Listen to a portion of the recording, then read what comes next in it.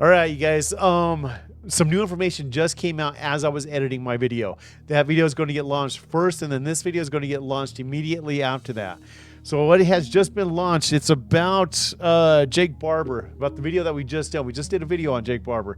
And NewsNation has an interview with Ross Coulthart and Luis Elizondo. And they're talking about Jake Barber and his credibility. Now, I want you guys to see this. This is very important, and this could be huge. Make sure you guys like the video, subscribe, share with your friends, do all that other stuff for more great content just like this, and enjoy. Can I say I'm very convinced that Jake Barber is a former top tier 1 military personnel. He's served at the highest levels of the US military, the US Air Force. His service is corroborated by 3 people on the program, and 2 of his colleagues who've worked with him on what he euphemistically refers to as the range where these objects were recovered, are backing his story. And they are also former tier 1 operatives, the very highest elite of the US military. We've been able to confirm Mr. Barber's service with him.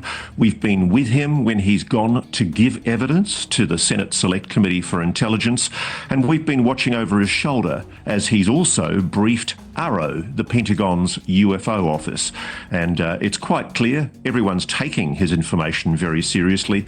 The big question is anybody going to do anything about it? What's an HI? You want to take that question? NHI stands for non-human intelligence. It's basically, Chris, the vernacular that's used now to describe something that is not of human origin. Basically a biological specimen or a technology that's created by something that is intelligent but is not human. What do you make of that, Lou? Well, look, if this turns out to be legitimate, then you're talking about a story that's probably even bigger than the 2017 story the New York Times broke when I first came out and some of my colleagues. This is a tier 1 operator. So think of the best, people who've been psychologically evaluated on a regular continuing basis. They have top secret security clearances. They take drug tests, polygraph examinations, and they are really America's best of the best. They're our finest operators in special operations. So whenever anything bad goes down, these are the folks that you call to go and fix it. And so when you have someone of his caliber coming out to have this conversation with the American people, that says a lot. People better be paying attention. If it turns out what he's saying is legitimate, this is going to be perhaps one of the biggest stories, frankly, over the last 50 years, perhaps. Ross, what are the questions for you after what we'll learn in the special tomorrow night? Look, the simple fact is that there's a problem, Chris. The Pentagon is consistently trying to evade answering questions on this subject. They've told us that they have confirmed that Jacob Barber's claims have been made, that they're aware of the claims, but they're maintaining their persistent claim that there is no evidence of any programs regarding the possession of reverse engineering of extraterrestrial materials. And I can tell you, Mr. Barber has Let me pause this. Because when they sit there and say that they're aware of his claims, but they still stand on their stance that nothing's going on, when you say that, don't you discredit Jake Barber, the guy that served in the middle? Are you discrediting him by saying that? I don't know, man. Overwhelming evidence. That evidence was provided originally to Dr. Sean Kirkpatrick by a member of his team, including imagery. And for some reason, that imagery and other data disappeared when the new ARRO director, the new Pentagon UFO boss, tried to investigate this material. He couldn't find it anywhere in the Pentagon's UFO office. It would appear someone had lost it. And I think what's going on here is the ARRO, the Pentagon's UFO office, is being used as a foil. It's basically being used by the Defense Department to try to fob off any further public transparency.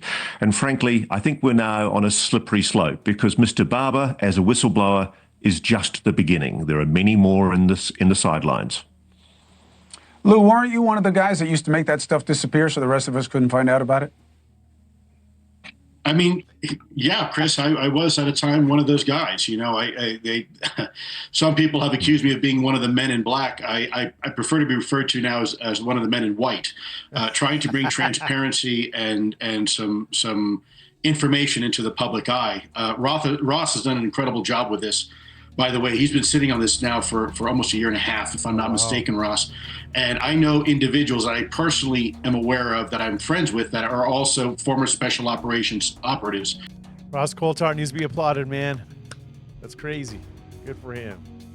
That were helping in the security of this individual because, like many of us, he feared for his life because of the information that he had is so explosive. Think about this for a second. Surprise, surprise. Sean Kirkpatrick, the former Aero director, saying, well, you know, yeah, someone may have talked to us, but we don't have any more of the evidence that was supplied to us.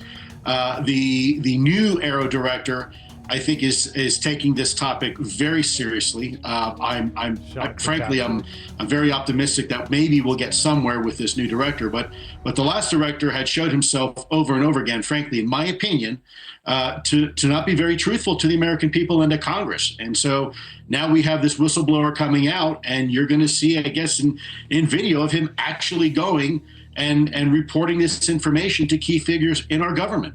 All right, you guys. So that's it for the video. Hope you guys enjoyed it. This could be one of the biggest things to ever hit UFO transparency if this is legit. Now, time will tell. We know how the government is. They fight us on every little freaking thing, and they're pulling evidence, the evidence that was there, and then it's not there, and just a freaking hot mess. Hopefully with this guy and more whistleblowers coming, 2025 could be the year of UFO transparency. Anyways, you guys, take care. I'll catch you guys in the next one. Peace out.